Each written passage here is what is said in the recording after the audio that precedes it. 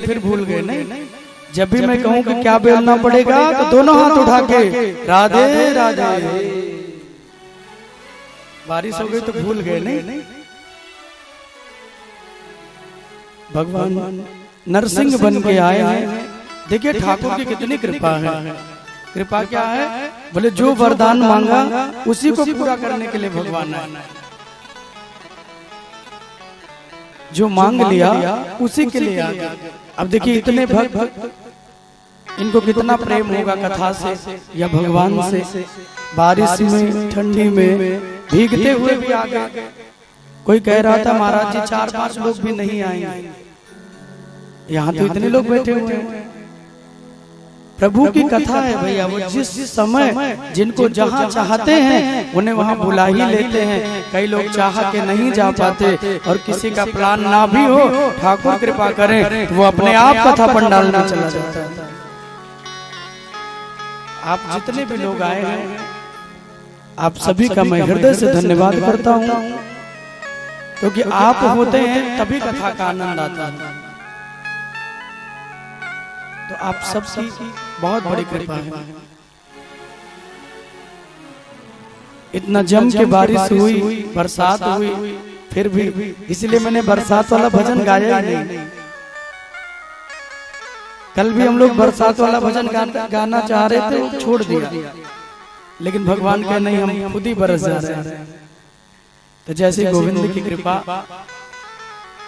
दुनिया में व्यक्ति की हर जगह चल जाती है, लेकिन एक जगह व्यक्ति हार जाता है और वो है भगवान के द्वार पर। प्रभु के द्वार पे भगवान की चलती है, व्यक्ति की नहीं चलती। या फिर कोई जब माला या हार लेने के लिए किसी दुकान वाले के पास जाता है तो क्या कहता है? बोले भैया हार दे दीजिए भगवान के लिए। बाकी दुनिया में तो व्यक्ति जीत मांगता है, मेरी जीत हो जाए, जीत हो जाए। केवल वही एक जगह जहाँ व्यक्ति कहता हार दे दीजिए, और बाकी तो हर जगह भैया जीत हो जाए मेरी, मुझे मिल जाए। ऐसा सुंदर स्वरूप बना के भगवान आए। हिरण्यकशिपु देखा भगवान को, थर थर कांपने लगा। संध्या बेला का समय है, गोधूल बेला हो गई है। भगवान ने हिरण्यकशिपु को उठाया, अपनी गोद में लिया और घर की चौखट पे भगवान बैठ गए। कहाँ बैठे? जोर से बोले। चौखट पे ठाकुर जी बैठ गए। और जब भगवान चौखट पे बैठे तो प्रभु ने कहा कि भैया अब जरा बताओ, जो जो वरदान तुमने मांगा है अब अपने वरदान को बताओ। हिरण्यकशिपु ने कहा प्रभु न दिन में मरूं न रात में मरूं। भगवान ने कहा कि ये कौन सा समय है, क्या दिन है कि रात्रि है? तो उसने कहा कि प्रभु संध्या बेला का जो समय होता है ना वो दिन में काउंट किया जाता है, ना वो रात में। वो कुछ टाइम जो होता है ना गोधूल बेला का, वो दिन और रात में काउंट नहीं होता। और उस गोधूल बेला में कभी भी सोना, खाना पीना, झगड़ा लड़ाई ये सब नहीं करना चाहिए। गोधूल बेला भगवान की आरती पूजा के लिए होती है। संध्या बेला के समय में अपने गोविंद, अपने राम जी को भोग लगाओ, भगवान की आरती करो, पूरे परिवार को प्रसाद बांटो, क्योंकि वो समय भगवान की सेवा के लिए होता है। कई लोगों को मैं देखता हूँ संध्या बेला में सो रहे हैं। जो सोते हैं अवश्य ही वो रोगी हो जाते हैं। भोजन करेंगे तो फिर राक्षसी प्रवृत्ति का भोजन होगा, लेकिन भजन करेंगे, गोधूल बेला में पूजा करेंगे तो वो आपके लाभ के लिए होगा। इसलिए कभी भी संध्या बेला में भोजन, सोना ये सब नहीं किया जाता। भगवान ने कहा कि भैया जितने वरदान हैं सबको याद कर लो। न दिन है न रात है, एक वरदान पूरा हो गया। न घर के अंदर न घर के बाहर, मेरी मृत्यु कहीं भी ना हो। जब ये कहा तो भगवान ने कहा कि बताओ कहाँ हूँ, क्या अंदर हूँ कि बाहर हूँ? तो कहा कि प्रभु आप तो बीच में बैठे हो। तो कहा कि ये वरदान भी कंप्लीट हो गया। तीसरा वरदान, न जल में न थल में, न पृथ्वी पे मेरी मृत्यु हो और न जल के बीच में मृत्यु हो। भगवान ने अपनी गोद में लिया है। भगवान ने कहा ये न जल है न थल है, ये वरदान भी तुम्हारा पूरा हुआ। न ऊपर न नीचे, जितने वरदान उसने मांगे भगवान ने एक एक करके सबरे वरदान पूर्ण किया। सारे वरदान पूर्ण हो गए। हिरण्यकश्यपु ने कहा कि कोई अस्त्र मुझे मार नहीं सकता, कोई शस्त्र मुझे मार नहीं सकता। भगवान ने अपने नाखूनों को दिखाया और नाखून दिखा के कहा ये नाखून ना तो कोई अस्त्र है और ना तो कोई शस्त्र है।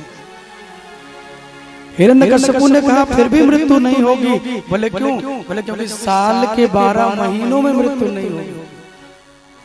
आप लोग समझ रहे हैं कि नहीं? पीछे वाले साल के 12 महीनों में मृत्यु नहीं होगी। भगवान हंसते हुए कहते हैं भैया कितने भी वरदान तुमने मांग क्यों न रखे हो, लेकिन तुम्हारी मृत्यु तो बिल्कुल निश्चित है। और उसे मारने के लिए भगवान ने 12 नहीं बल्कि एक एक्स्ट्रा महीना बना दिया, 13वां महीना बनाया, अधिक मास बना के, और उसे अधिक मास में भगवान ने उसको मुक्त किया।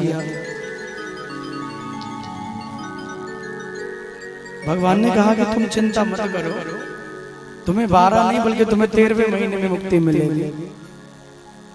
अधिक मास के रूप में भगवान अभी गया है ना पिछले साल, हर चौथे साल अधिक मास आता है। भगवान ने एक्स्ट्रा महीना बनाया। हिरण्यकश्यपु की छाती को भगवान ने फाड़ दिया, अतड़ियों को भगवान ने निकाल के गले में पहन लिया। सुखदेव जी परीक्षित जी को जब सुनाने लगे तो परीक्षित जी डर गए। परीक्षित जी ने कहा कि प्रभु ऐसी भयानक मृत्यु तो भगवान ने किसी को नहीं दी, हिरण्यकश्यपु को भगवान ने ऐसे क्यों मारा? सुखदेव जी ने कहा क्योंकि इसने भगवान के भक्त को प्रताड़ना दी, भगवान के भक्त को सताया। और प्रभु का नियम है कि मेरा मान भले टल जाए पर भक्त का मान न टलने पाए। कि प्रबल प्रेम के पाले पड़कर और प्रभु को नियम बदलते देखा, और मेरा मान भले टल जाए पर भक्त का मान न टलते देखा।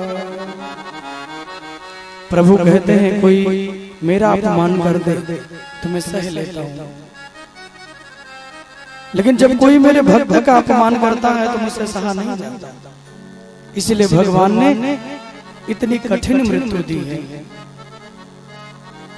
सुखदेव जी कहते हैं हिरण्यकश्यपु को मारा, लेकिन भगवान का जो क्रोध है ना वो शांत नहीं हुआ।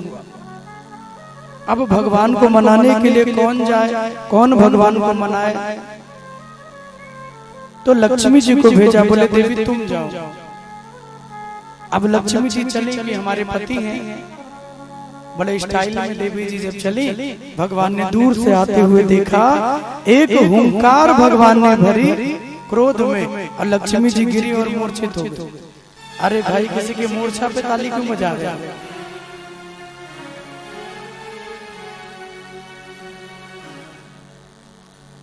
जब भगवान किसी का उद्धार कल्याण करें तब अब मूर्छा आ गई तो उनको जगाना पड़ेगा। आप लोग खुश हो गए, यही होता है नहीं? इसीलिए कहते हैं व्यक्ति अपने दुख से परेशान नहीं है, लेकिन पड़ोसी को दुख मिले तो हमें बड़ी खुशी मिलती है।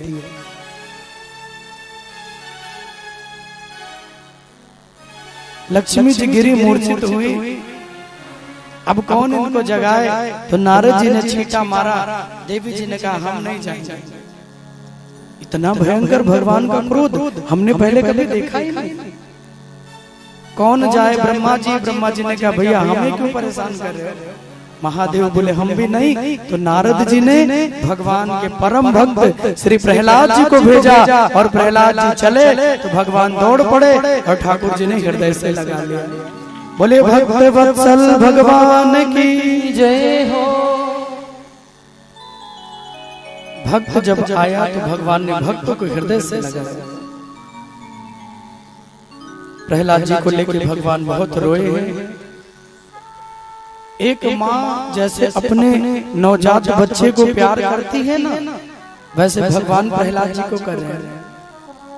एक गैया का बछड़ा जब गैया से दूर होता है, अभी अभी जन्मा है, तो गैया उसकी याद में ना चारा लेती है ना कुछ खाती है, और जैसे उसका बच्चा उसके पास आता है वो अपनी जीभ से उसे चाटने लगती है, हाँ या ना, वो उसे प्यार करने लगती है। आज भगवान भी अपने भक्त को पा करके बड़ा प्रेम किया है, बड़ा स्नेह दिया है। भगवान कहते हैं कि प्रहलाद, इतनी कम उम्र में तेरे पिता ने तुझे इतना सताया, लेकिन तुमने मेरी भक्ति नहीं